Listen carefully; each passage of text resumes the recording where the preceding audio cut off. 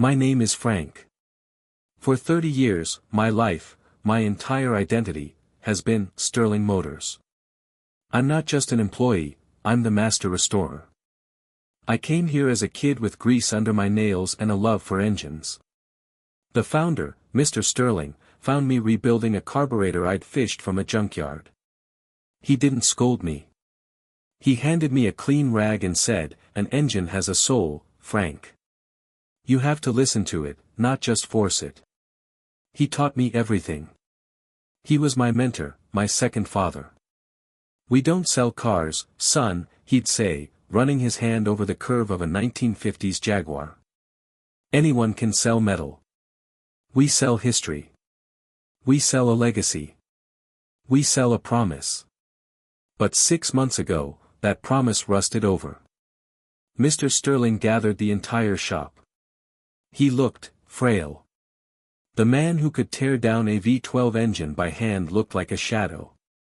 He announced he was retiring, effective immediately, to fight a serious, private illness. His son, Alex, would be taking control. Alex. He was everything his father was not. Cold, corporate, ruthless.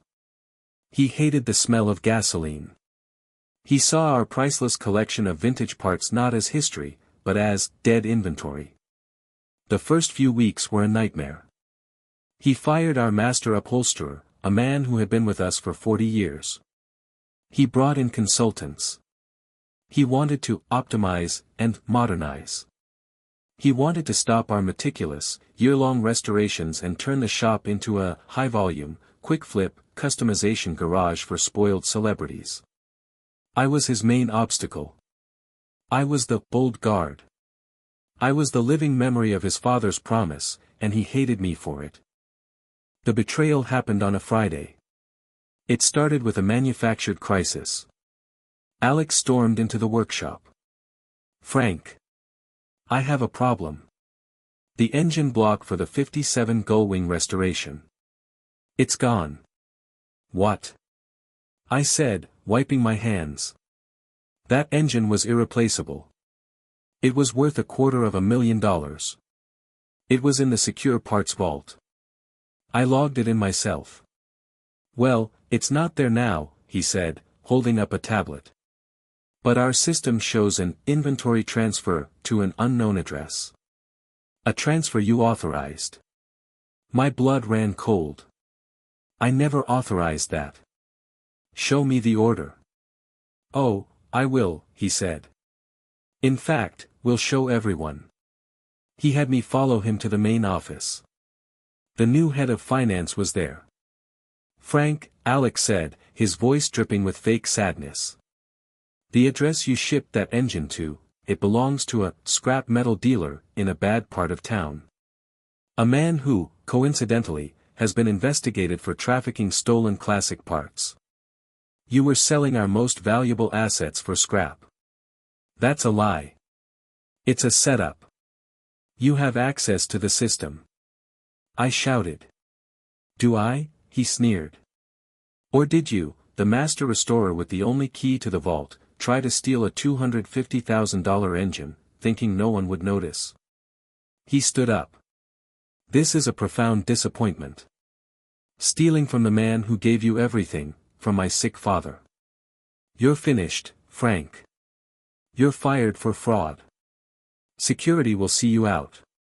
I was stunned. I couldn't speak.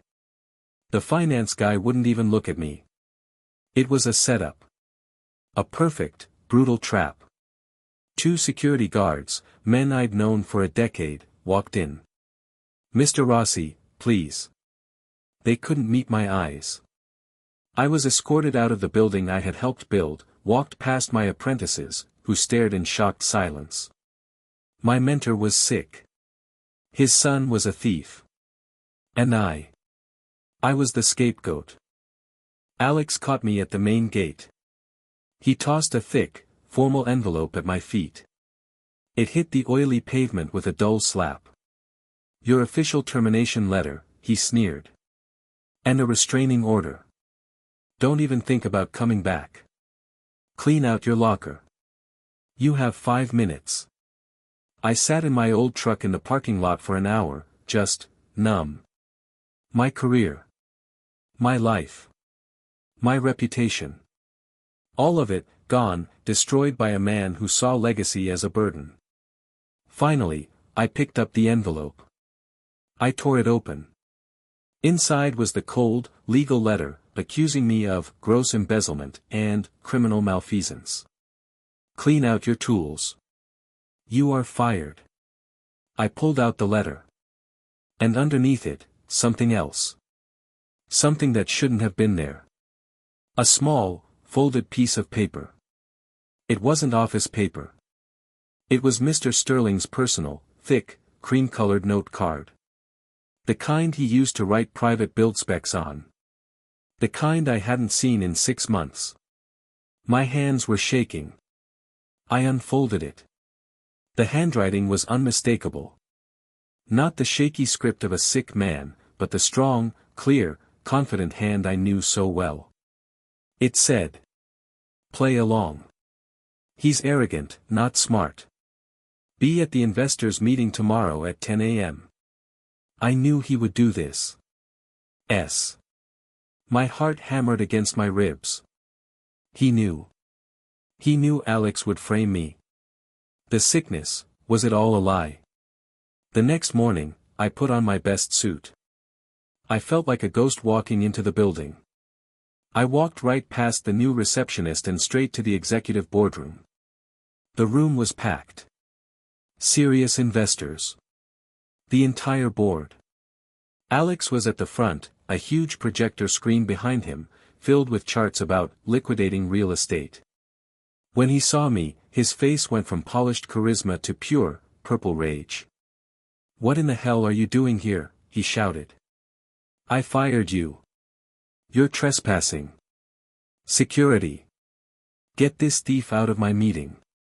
"He is not a thief, Alex. But you are." The voice boomed from the back of the room. And there he was. Mr. Sterling. He wasn't sick. He wasn't frail. He was standing tall, in his favorite driving blazer, his eyes like steel. The entire room gasped. Alex looked like he'd seen a ghost. "Father? But, your illness? Your treatments?" "My illness," Mr. Sterling said, walking slowly to the head of the table, "was a lie. A performance.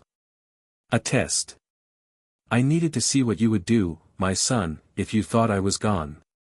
I needed to see if you had the soul of a craftsman, or the greed of a vulture." He turned to the investors. "My son is currently presenting you with a plan to optimize our brand. It involves selling this entire historic property to Apex Property Developers, correct?" The investors nodded, confused. "What he didn't tell you," Mr. Sterling continued, "is why he so desperately needed Frank out of the way. He didn't tell you about this." He threw a document on the projector. It was the transfer order for the Gullwing engine. "The one I authorized. This," Mr. Sterling said, "is the order Alex used to frame Frank. He claimed it was a scrap dealer. He was lying." "Father, this proves." Alex began. "It proves your fraud, Alex." Mr. Sterling roared. "You were so arrogant, so eager to frame an innocent man, that you used the wrong document. You see, this transfer wasn't to a scrap dealer. That was the fake charge you told finance about. This is the real transfer order." He tapped the screen. The recipient was Apex Property Developers, Holding. "And who are they?" an investor asked. "They are the very developers he's been trying to sell this garage to," Mr. Sterling said. "This wasn't theft. It was a good faith deposit. A bribe. He was giving them our most valuable engine as a gift to sweeten the deal to sell this land. He was selling our soul, and he framed the only man who would have noticed the engine was gone. The order was real. Alex had given me the one piece of proof of his plan to destroy the legacy. He had framed me, to cover his own treason. You can't prove that," Alex yelled, panicked. "Oh, yes I can," Mr. Sterling said. "Because my team has been monitoring your IP.